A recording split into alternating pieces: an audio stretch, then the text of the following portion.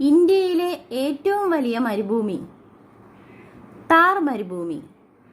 ഇന്ത്യയിലെ ഏറ്റവും വലിയ മരുഭൂമിയാണ് താർ മരുഭൂമി. ഇന്ത്യയിലെ ഉയരം കൂടിയ രണ്ടാമത്തെ കൊടുമുടി? കാഞ്ചൻജംഗ. കാഞ്ചൻജംഗയാണ് ഇന്ത്യയിലെ ഉയരം കൂടിയ രണ്ടാമത്തെ കൊടുമുടി. കാഞ്ചൻജംഗ സ്ഥിതി ചെയ്യുന്നത് സിക്കിമിലാണ്. താർ മരുഭൂമിയുടെ പാകിസ്ഥാനിലുള്ള ഭാഗം അറിയപ്പെടുന്നത് ചോലിസ്ഥാൻ മരുഭൂമി. താർ മരുഭൂമിയുടെ പാകിസ്ഥാനിലുള്ള ഭാഗം അറിയപ്പെടുന്നത് ചോലിസ്ഥാൻ മരുഭൂമി എന്നാണ്. ഔദ്യോഗിക രേഖകൾ പ്രകാരം ഇന്ത്യയിലെ ഏറ്റവും വലിയ കൊടുമുടി ഏതാണ്? Mount K2. Mount K2 Godwin Austin. ഔദ്യോഗിക രേഖകൾ പ്രകാരം ഇന്ത്യയിലെ ഏറ്റവും വലിയ കൊടുമുടിയാണ് മൗണ്ട് കെ2. തെക്കേ ഇന്ത്യയിലെ ഏറ്റവും ഉയരം കൂടിയ കൊടുമുടി? ആനമുടി. തെക്കേ ഇന്ത്യയിലെ ഏറ്റവും ഉയരം കൂടിയ കൊടുമുടി ആനമുടിയാണ്.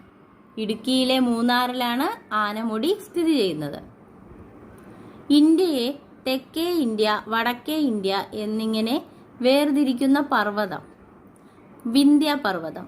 ഇന്ത്യയെ തെക്കേ ഇന്ത്യ, വടക്കേ ഇന്ത്യ എന്നിങ്ങനെ വേർതിരിക്കുന്ന പർവ്വതമാണ് വിന്ധ്യ പർവ്വതം.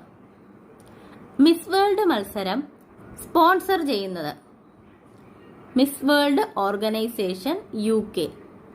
മിസ് വേൾഡ് മത്സരം സ്പോൺസർ ചെയ്യുന്നത് മിസ് വേൾഡ് ഓർഗനൈസേഷൻ UKയിലെ മിസ് വേൾഡ് ഓർഗനൈസേഷൻ ആണ് മിസ് വേൾഡ് മത്സരം സ്പോൺസർ ചെയ്യുന്നത്. മിസ് യൂണിവേഴ്സ് മത്സരം സ്പോൺസർ ചെയ്യുന്നത് മിസ് യൂണിവേഴ്സ് ഓർഗനൈസേഷൻ USA. USAയിലെ മിസ് യൂണിവേഴ്സ് ഓർഗനൈസേഷൻ ആണ് മിസ് യൂണിവേഴ്സ് മത്സരം സ്പോൺസർ ചെയ്യുന്നത്. മിസ് വേൾഡ് മത്സരത്തിന്റെ മുദ്രാവാക്യം എന്താണ്? Beauty with purpose. Beauty with a purpose ആണ് മിസ് വേൾഡ് മത്സരത്തിന്റെ മുദ്രാവാക്യം. മിസ് യൂണിവേഴ്സ് മത്സരത്തിന്റെ മുദ്രാവാക്യം beauty with brains. Beauty with brains എന്നാണ് മിസ് യൂണിവേഴ്സ് മത്സരത്തിന്റെ മുദ്രാവാക്യം. ഏറ്റവും കൂടുതൽ പ്രാവശ്യം മിസ് യൂണിവേഴ്സ് ആയിട്ടുള്ളത് USA ആണ്. ഏറ്റവും കൂടുതൽ പ്രാവശ്യം മിസ് യൂണിവേഴ്സ് ആയിട്ടുള്ളത് USA ആണ്.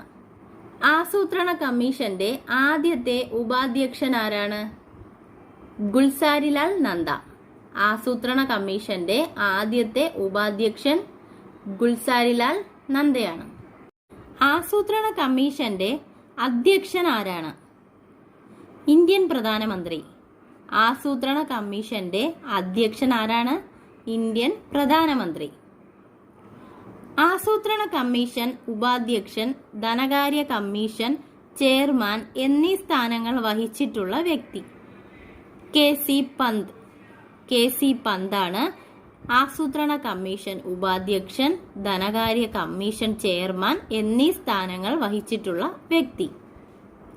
2 തവണ ആസൂത്രണ കമ്മീഷൻ ഉപാധ്യക്ഷനായിട്ടുള്ളത് പ്രൊഫസർ മധുദണ്ഡവതെ.